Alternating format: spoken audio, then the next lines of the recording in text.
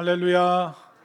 말씀의 자리 또 기도의 자리에 오신 여러분들에게 하나님의 크고 놀라운 축복과 또 능력이 임할 수 있게 되기를 바랍니다. 자, 오늘 말씀에 보면 이제 새로운 왕이 등장하고 있습니다. 자, 오늘 1절 말씀을 한번 볼까요? 1절 말씀 읽습니다. 시작. 메대 족속 아수에로의 아들 다리오가 갈대아 나라 왕으로 세움을 받던 첫 해.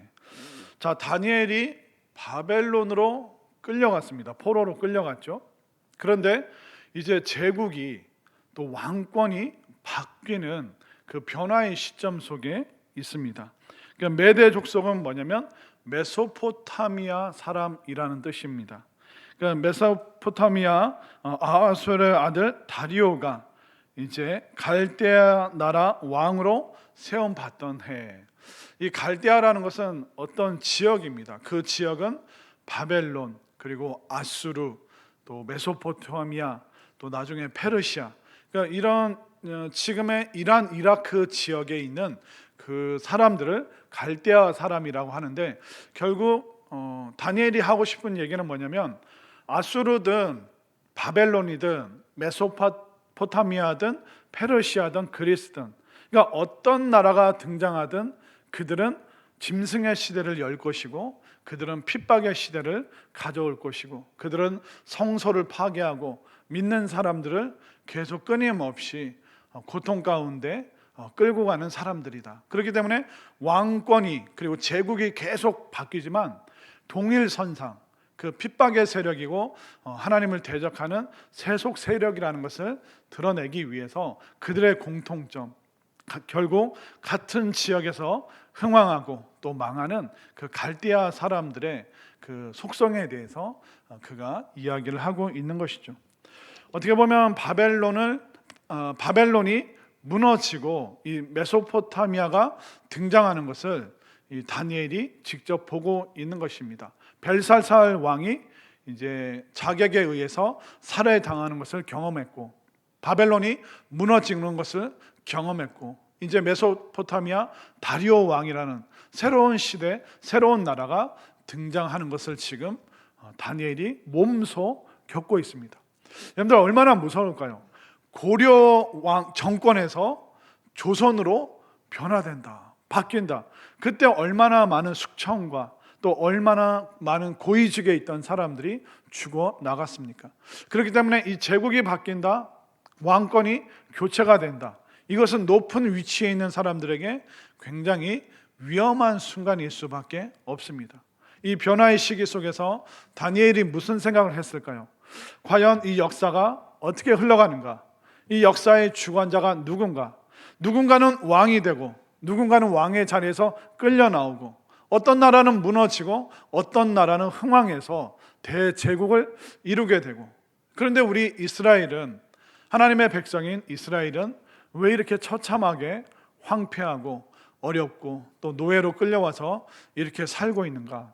그 역사의 현장 속에서 본인의 목숨이 위험해지는 상황 속에서, 또 같은 민족과 동족의 그 슬픈 현실 속에서 이 다니엘이 많은 번민과 고민 속에서 이 이야기를 적어가고 있는 것을 우리가 알 수가 있습니다. 다니엘은 이 역사 속에서 깨닫게 됩니다. 이스라엘이 왜 무너졌을까? 왜 성전이 파괴되고 예루살렘 성벽이 무너지고 이스라엘 백성들은 왜 여러 나라로 포로로 끌려가게 되었는가? 다니엘이 이 많은 것을 깨닫고 있는데, 결국 이스라엘이 하나님의 말씀을 버렸기 때문에, 하나님의 약속의 말씀에 거역했기 때문에, 이스라엘이 무기가 없어서, 창과 칼과 방패가 없어서, 탱크가 없고 미사일이 없어서 핵폭탄이 없어서 이스라엘이 무너진 것이 아니라, 바로 역사의 주관자이시고 모든 주권을 갖고 계신 그 하나님의 약속의 말씀을 이스라엘이 버렸기 때문에 우리가 이렇게 처참한 상황 가운데 놓여졌다라고 그가 깨닫고 있습니다. 자, 오늘 읽지는 않았는데 11절 말씀에 보면 다니엘이 이스라엘의 패망의 원인을 정확하게 찝어주고 있습니다. 자, 11절 말씀 시작. 온 이스라엘이 주의 율법을 범하고 치우쳐 가서 주의 목소리를 듣지 아니하였으므로 이 저주가 우리에게 내렸을 때 곧 하나님의 종 모세의 율법에 기록된 맹세대로 되었사오니 이는 우리가 주께 범죄하였음이니이다. 결국 율법을 범하고 하나님의 목소리 듣는 것을 좋아하지 않고 결국 예배를 소홀히 하고 기도의 자리를 지키지 않고 세상과 똑같이 살아가면서 마음을 세상에 다 빼앗겼기 때문에 그들이 하나님을 버림으로 말미암아 하나님께서 이스라엘을 버리셨다. 결국 강력한 무기가 없어서 망한 것이 아니라 하나님의 약속의 말씀을 저버렸기 때문에 우리가 망한 것이다. 그는 깨닫고 있습니다. 자, 여러분들 같으면 어떻게 하시겠습니까? 고려가 망하고 조선이 들어서고 있습니다. 고려가 잘못한 게 있기 때문에 야, 고려가 망하고 조선이 들어섰구나. 이제 그런데 나는 이 새롭게 등장한 바벨론에서 나는 고위직이 되었고 그리고 부와 명예가 있고 이스라엘이 무너진 것은 조상 탓이고 그들이 하나님의 말씀을 버렸기 때문에 나와 상관없는 일이다. 결국 나는 바벨론에서 메소포타미아로 넘어가면서 결국 내 자리 잘 지키고 내 가족이라도 안전하게 보호하는 것, 이게 나의 의무가 아닌가? 이미 흩어진 백성들, 이미 무너진 이스라엘, 그게 나랑 무슨 상관이 있겠는가? 그렇게 생각할 수 있지만 다니엘이 그렇게 말하지 않습니다. 다니엘이 뭐라고 이야기하는지 한번 보실까요? 그는 3절에서 이렇게 고백하고 있습니다. 자, 3절 말씀 시작.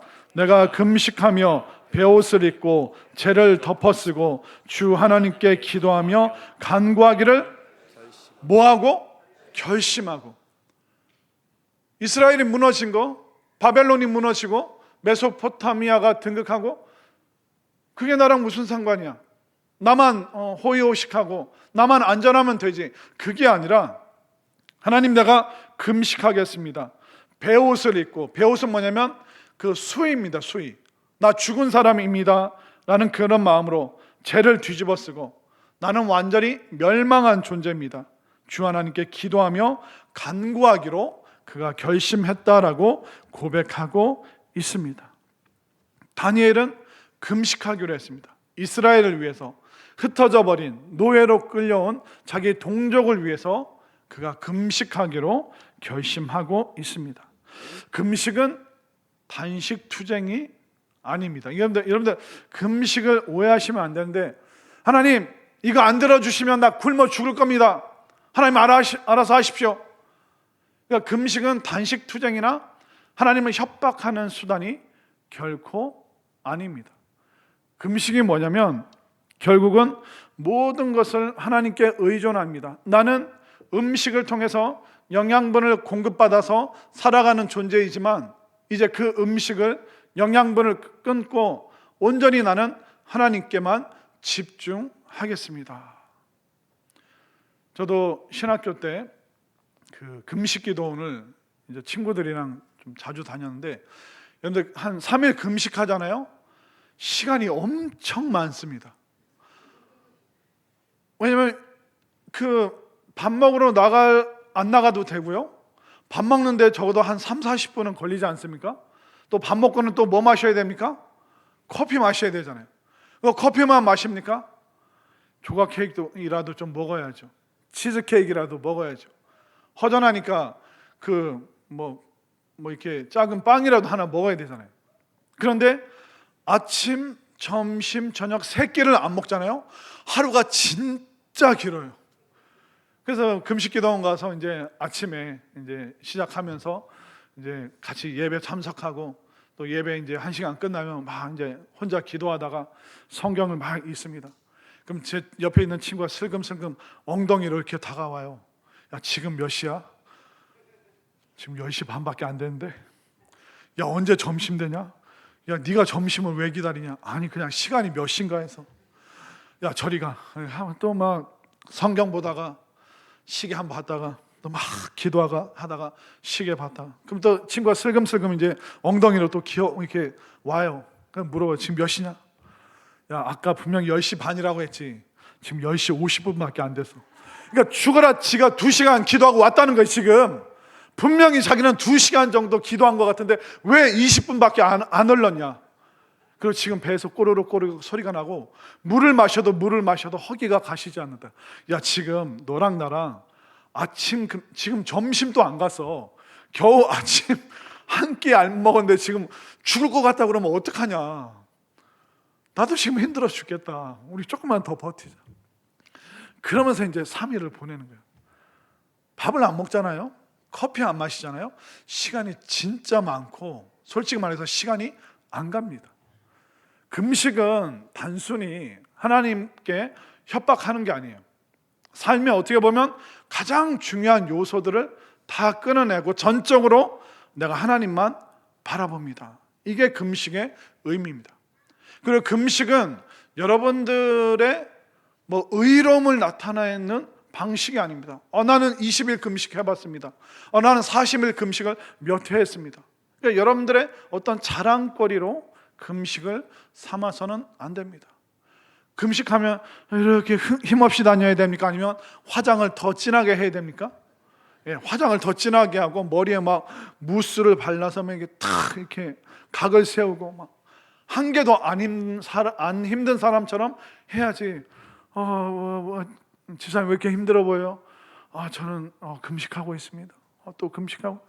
그게 내 의를 드러내기 위한 수단이 금식이 결코 아니고 또 하나님을 향해서 협박의 수단으로 금식을 하는 것도 아닙니다. 온전히 하나님만 구합니다. 다른 모든 것, 가장 필수적인 것까지도 나는 지금 중단하고 하나님만 바라고 하나님만 구하고 하나님께 더 가까이 나가기를 원합니다. 이 마음으로 여러분들 금식 결단하시는 분은 그렇게 금식할 수 있게 되기를 바랍니다. 근데 사실 금식은 쉬운 게 아닙니다. 어떻게 보면 오늘날은 금식보다 익숙한 게 뭡니까? 과식, 탐식, 배가 찢어질 때까지 우리는 계속 먹습니다. 우리 권사님들이 늘 변명처럼 하는 말, 권사님 어떻게 아이스크림을 또 먹어요? 빵을 또 먹어요? 그럼 무슨 배는 또 있다고 그래요? 빵배는 따로 이슈. 그렇게 우리는 과식과 탐식에 익숙하기 때문에 금식은 고리타분하고 옛날 분들이나 못 먹던 시절에 그냥 그 못 먹는 거에 얹어서 하는 것을 금식 기도라고 생각하지만 결코 그렇지 않습니다. 이 황폐한 상황, 죄를 뒤집어 쓰는 것 같은 수치스러운 상황, 이 환경과 여건이 조금 더 나아지지 않을 때 기도하고 금식하면 하나님께서 도우시는 역사가 반드시 있다는 것을 믿으시기를 바랍니다. 구약에 보면 금식한 사람들이 많이 나옵니다. 사무엘의 엄마 한나는 어떻습니까? 아들을 못 가졌기 때문에 그가 작정하고 금식하기 시작했습니다. 에스더가 민족의 그 위험 앞에서 죽으면 죽으리라 같이 도와주는 여자 하인들과 함께 금식하면서 시간들을 보냈습니다. 그리고 느헤미야 또 에스라, 그들은 예루살렘의 성벽을 쌓아가면서 어렵고 힘들 때마다 백성들과 함께 금식하면서 그들은 하나님의 뜻을 하나씩 차곡차곡 이루어갔던 것을 볼 수 있죠. 또 금식한 사람들의 그 여건을 바꿔주시고 기도에 응답해 주시고 축복해 주셨음을 믿으시기를 바랍니다. 그렇기 때문에 여러분들 지금 황폐한 상황, 비참한 상황, 이 환경과 여건이 바뀌지 않는다 할 때 그때 여러분들 정말 잠잠히 결단하고 금식하셨으면 좋겠고, 또 그런데 당뇨가 있거나 또 여러 가지 약을 드시는 분들은 가급적 금식보다는 기도의 시간을 더 확보하고 밤에 나와서 또 새벽에 나와서 기도하시는 게 훨씬 지혜로운 겁니다. 그렇기 때문에 상황과 여건을 바꾸기 위해서 금식할 수 있지만 지혜롭게 또 무리가 되지 않고 현실적인 그 상황을 잘 판단하셔서 또 여러분들이 금식을 결단하여서 다니엘처럼 또 능력과 은혜를 체험할 수 있게 되기를 바랍니다. 자, 이 다니엘이 이렇게 금식하면서 하나님 앞에 나아가는데 이 다니엘의 이 기도에 비밀이 숨어 있습니다. 그가 먼저 하나님, 이 민족의 처참한 상황을 보니 내가 금식하면서 기도 안 할 수가 없습니다. 하나님, 내가 결단하여 금식하며 기도하겠습니다. 그런데 그가 이 기도를 또 계속 이어갈 수 있었던 두 가지 비밀이 있는데, 첫 번째는 뭐냐면 다니엘은 하나님의 약속의 말씀에 기초해서 금식 기도하기로 결심한 것입니다. 자, 한번 볼까요? 2절 말씀, 오늘 본문 2절 말씀 시작. 곧 그 동치 원년에 나 다니엘이 책을 통해 여호와께서 말씀으로 선지자 예레미야에게 알려주신 그 연수를 깨달았나니 곧 예루살렘의 황폐함이 70년 만에 그치리라 하신 것이니라. 그리고 나서 성경 말씀 예레미야를 읽고 나서 3절에서 그가 금식 기도하기로 결심했습니다. 말씀을 보니까 포로로 끌려온 이것이 언제 끝날 줄 이미 하나님께서 예레미야를 통해서 예언의 말씀을 통해 다 알려주셨다는 것을 그가 알게 되었습니다. 결국 그가 기도할 수 있었던 이유가 뭘까요? 하나님의 약속의 말씀, 이제 70년 후에 우리가 포로에서 풀려나고 약속의 땅, 하나님의 땅, 예루살렘으로, 이스라엘로 다시 돌아갈 수 있다는 그 확신과 소망이 있었기 때문에 그가 기도를 결심하고 또 이어갈 수 있었던 것입니다. 그렇기 때문에 여러분들도 그냥 무턱대고 덮어놓고 그냥 기도하는 것이 아니라 말씀 듣고 기도하는 것, 또 말씀 속에서 내가 깨달아지고 은혜 받고 정말 기도의 줄을 말씀의 줄로 꽉 붙잡는 이 다니엘과 같은 이 기도의 습관이 여러분들 말씀을 통해서 생겨날 수 있게 되기를 바랍니다. 그러면 이 다니엘이 읽었던 이 예레미야에서 뭐라고 이야기를 할까요? 화면으로 예레미야 29장 10절 말씀 시작. 여호와께서 이와 같이 말씀하시니라. 바벨론에서 70년이 차면 내가 너희를 돌보고 나의 선한 말을 너희에게 성취하여 너희를 이곳으로 돌아오게 하리라. 그냥 예레미야 말씀을 읽다 보니까 그냥 우리가 여기서 생고생하고 소망 없이 그냥 죽어 지내는 것이 아니라 말씀을 보니까 하나님께서 예레미야에게 바벨론에서 너희들이 70년 후면 이 땅으로 돌아오리라, 이 확실한 약속이 있으니까 그가 확신을 가지고 기도할 수 있는 거예요. 정한 때가 있구나, 정해진 때가 있고 이 고난이 끝날 때가 반드시 있구나, 이 확신이 있었던 것이죠. 그러면 누군가는 묻습니다. 목사님, 그럼 하나님이 70년 후에 보내주신다고 하셨으니까 기도 안 해도 환경과 여건이 그냥 앉아만 있으면 자동적으로 모든 환경이 변하는 거 아닙니까? 라고 머리 좋은 사람들이 꼭 저희들 난처하게 목사님들에게 물어보시는 분들이 있어요. 분명히 예레미야에서 바벨론 포로 70년이 지나면 다시 예루살렘으로 돌아간다, 그 말씀이 있는데 그럼 70년만 채우면 어찌됐든 그렇게 되는 거 아닙니까? 라고 할 수 있겠지만, 근데 예레미야 29장 10절 이후에 하나님께서 예레미야에게 뭐라고 말씀하시는지 한번 볼까요? 예레미야 29장 11절부터 13절까지 제가 한 절, 여러분들이 한 절 교독합니다. 여호와의 말씀이니라. 너희를 향한 나의 생각을 내가 아나니 평안이요 재앙이 아니니라. 너희에게 미래와 희망을 주는 것이니라. 너희가 내게 부르짖으며 내게 와서 기도하면 내가 너희들의 기도를 들을 것이요. 함께 읽겠습니다. 너희가 온 마음으로 나를 구하면 나를 찾을 것이요 나를 만나리라. 아멘인가요? 결국 하나님께서 번영과 희망을 주신다. 그러나 너희가 기도해야 된다. 그 약속을 성취하시는 분은 하나님이시지만 그 약속을 이루시는 하나님을 향해서 기도하는 것이 바로 믿음의 사람의 의무라는 것을 분명히 깨달으시기를 바랍니다. 이 약속을 붙잡고 나를 찾고 기도해라. 그러면 너희들이 70년이 지나 포로에서 놓여지게 될 것이고 이제 재앙이 아니라 번영과 새로운 희망을 너희들에게 줄 것이다. 결국 하나님께서 원하시는 게 뭘까요? 이스라엘이 하나님께 다시 돌아오기를, 하나님께 더 가까이 나오기를, 이스라엘과 더 친밀하게 지내기를 원하시는 것, 이게 바로 하나님의 마음이라는 것입니다. 하나님께 가까이 하고 하나님과 친밀히 지내면 어떻게 될까요? 바로 하나님을 경험하고 하나님을 경험하는 그 하나님의 백성이 될 수 있기 때문에 하나님께서 그들에게 기도하라. 70년 후에 너희들이 풀려나지만 나는 너희들의 그 기도를 통하여 너희들과 가까워지기를 원한다. 단순히 너희들 포로에서 풀려나면 그때 또 우상 숭배할 것이냐? 그때 또 말씀이 없어서 방황할 것이냐? 그게 아니라 너희들은 70년 동안 기도하면 나와 가까워지고, 그러면 조상들이 했던 그 모든 우상 숭배와 악한 길에서 떠나서 나와 친밀한 교제, 또 내가 너희들을 경험하게 해주는 그 번영과 희망을 너희들이 이제 손에 붙잡을 수 있다.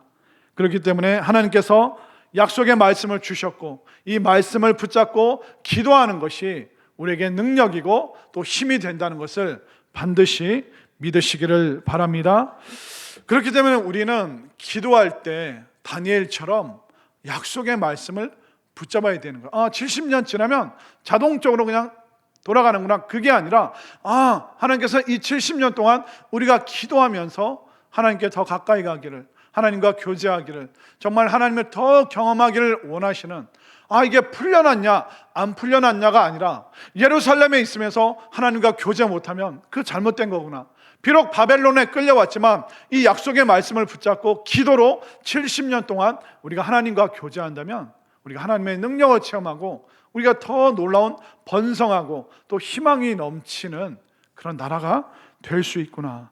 여러분들에게도 그 축복이, 이 다니엘의 축복이 여러분들에게 임할 수 있게 되기를 바랍니다. 그렇기 때문에 다니엘이 다니엘 9장에서 계속 기도를 합니다.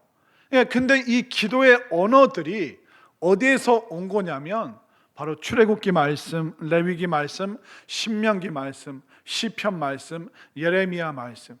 그러니까 다니엘이 그냥 어떤 신념을 가지고 악으로 깡으로 오기로 주문 외우듯이 기도한 것이 아니라 그 하나님의 약속의 말씀을, 분명한 기록된 말씀을 붙잡고 기도했다는 것입니다.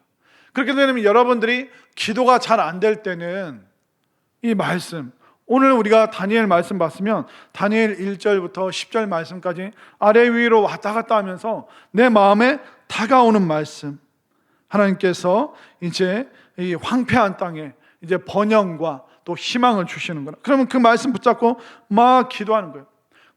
다니엘이 금식하고 기도하기로 결단했구나. 나는 지금 무슨 결단해야 됩니까? 그러면 이 말씀 붙잡고 막 기도하는 거예요. 하나님의 법도와 규례, 내가 하나님 앞에서 내가 이 말씀을 어긴 게 무엇이 있는가, 이 법도와 규례가 무엇인가, 하나님 그게 깨달아지기를 원합니다. 그러니까 여러분들 기도가 안 되면 이 말씀으로 돌아와서 이 말씀 한 구절 한 구절, 한 단어 한 단어, 내 마음에 박히는, 내 마음을 사로잡는 그 표현을 붙잡고 여러분들이 기도할 때 다니엘과 같은 그 능력을 갖출 수 있다는 것을 믿으시기를 바랍니다. 또 다니엘 기도의 비밀이 두 번째가 뭐냐면, 다니엘은 조상들의 죄를 그들의 죄라고 하지 않고 나의 죄, 우리의 죄, 그러니까 기도를 하는데 동일시 기도라고 합니다. 그러니까 이미 죽고 없어진 그 조상들, 그들이 잘못해서 우리가 포로로 끌려왔지, 그게 아니라 다니엘은 이 조상들의 문제도, 그들의 우상 숭배도 나의 문제로, 또 우리 모든 민족의 문제로 그가 삼으면서 동일한 마음으로, 아파하는 마음으로 다니엘이 기도하는 것이 바로 다니엘 기도의 비밀이라는 것입니다. 자, 어떻게 다니엘이 말하고 있을까요? 자, 5절부터 그가 기도를 하는데, 우리 조상들이 범죄해서, 조상들이 패역해서 그렇게 말할까요? 우리라고 할까요? 자, 5절을 보십시오. 5절 말씀해 보면, 우리는 이미 범죄하여 패역하며 행악하며 반역하여 주의 법도와 규례를 떠나싸우며, 과거형으로 표현되어 있잖아요. 그러니까 조상들이 범죄해서 우리가 요 모양 요 꼴이 됐습니다, 그렇게 말하지 않고 자신을 이스라엘 민족에게, 조상들에게 포함시켜서 조상들과 자신을 동일시하면서 우리 민족은 그렇게 표현하고 있습니다. 또 6절로 가보십시오. 우리가 또 주의 종 선지자들이 주의 이름으로 우리의 왕들과 우리의 고관과 조상들과 온 국민에게 말씀한 것을 듣지 아니하였나이다. 조상들이 안 들은 건데 우리 자기 자신을 포함시켜서 동일시하면서 그가 기도하고 있습니다. 8절로 가볼까요? 자, 8절 말씀 함께 있습니다. 시작.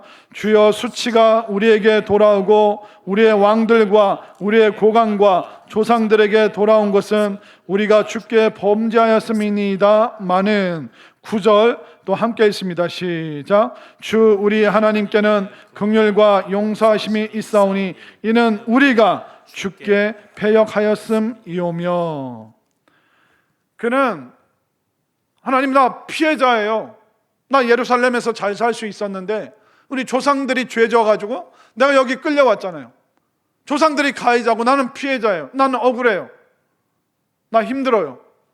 굳이 내 부모와 형제와 조상들을 위해서 기도할 필요 있습니까?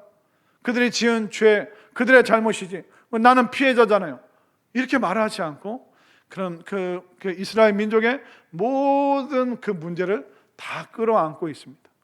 그가 기억나는 그 역사 속에 있었던 이스라엘의 모든 죄를 그가 끌어안으면서 나와 우리는 이런 죄를 저질렀습니다.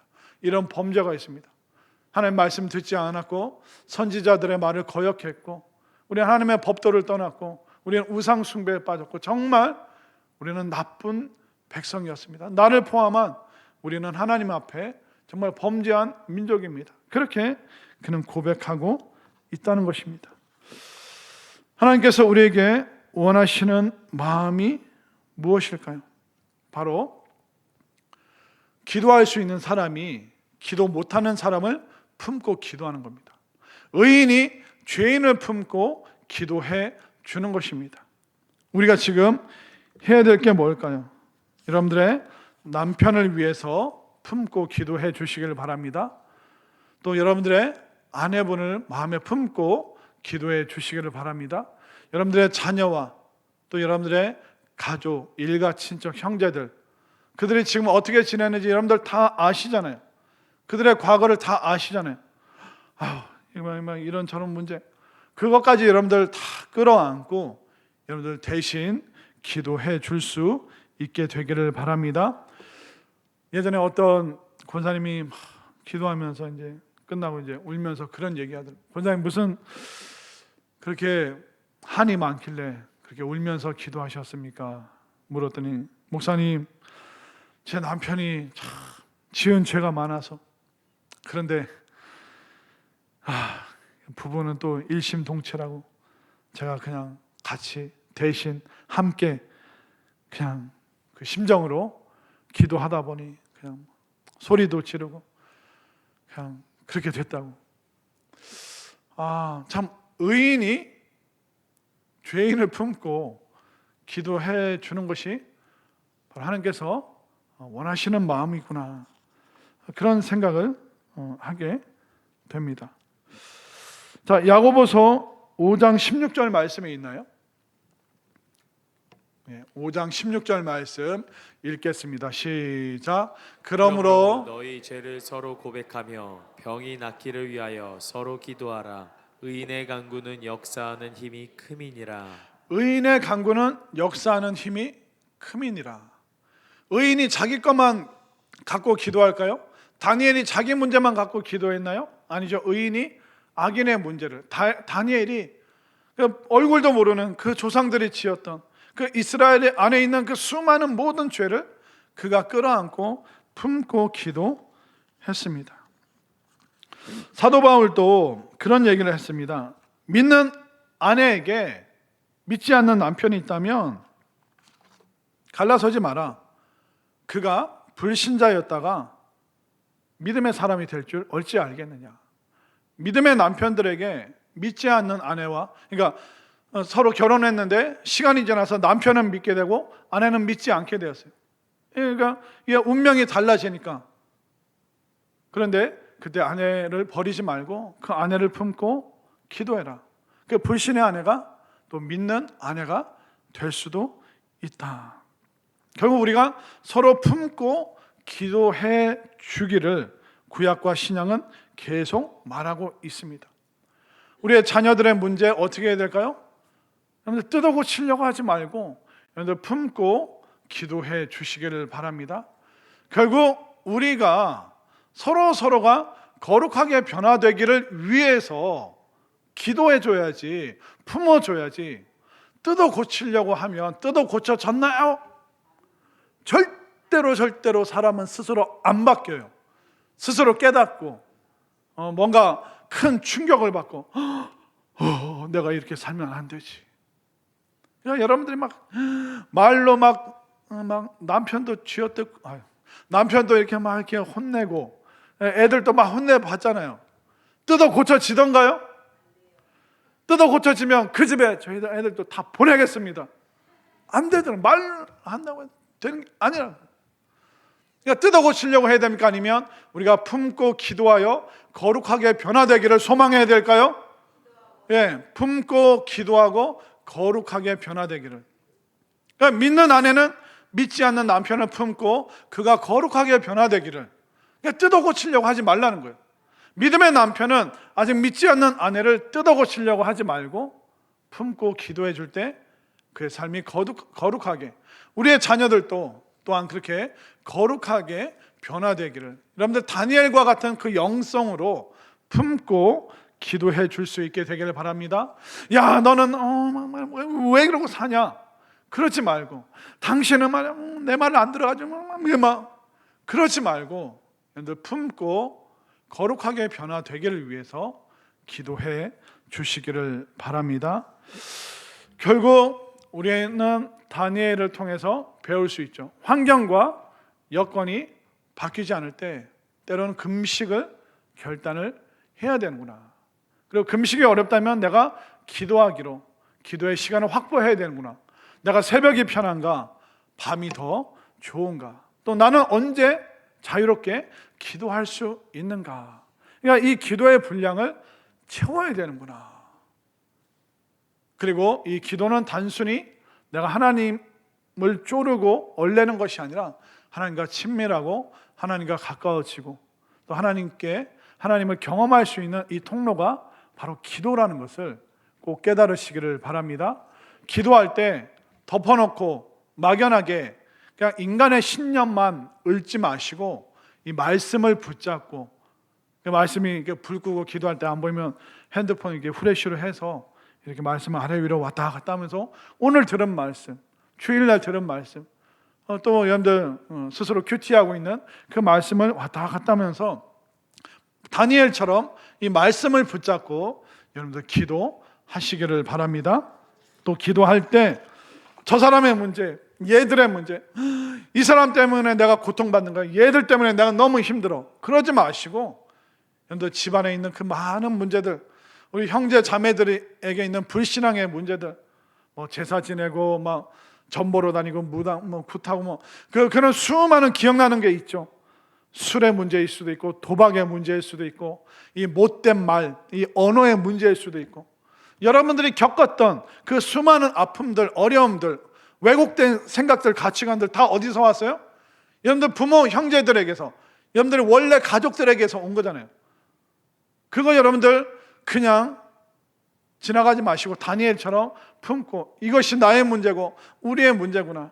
하나님, 이런 우리 가정 안에 있는 이런 죄를, 또 이런 연약함을 하나님 불쌍히 여기시고 내가 이걸 품고 기도할 때 상황과 환경과 여건이 변하는 그 기적을 내가 경험하기를 원합니다. 내가 다니엘처럼 기도하여서 하나님을 더 경험하고 하나님 은혜 가운데 머물러 있기를 원합니다. 이 마음 가지고 기도하고 결심하는, 또 마음에 품는 우리 모두가 될 수 있기를 소망합니다.